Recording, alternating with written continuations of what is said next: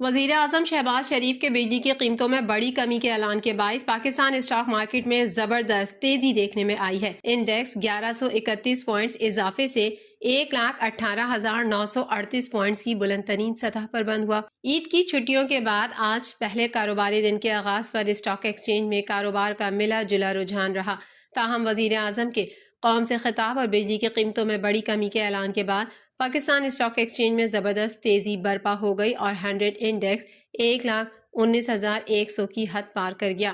معمولی profit taking کے بعد انڈیکس 1131 پوائنٹس اضافے سے 1,18,938 پوائنٹس کی بلند ترین سطح پر بند ہوا۔ مارکیٹ میں آج 452 کمپنیز کے 42 کروڑ 21 لاکھ شیئرز کے سودے کیے گئے، جن کی مالیت 28 ارب 16 کروڑ روپے رہی۔ واضح رہے کہ گزشتہ کاروباری ہفتے کے آخری روز دن کے اختتام پر 34 پوائنٹس کے اضافے کے ساتھ اسٹاک ایکسچینج میں 100 انڈیکس 1,17,806 پوائنٹس کی سطح پر بند ہوا تھا۔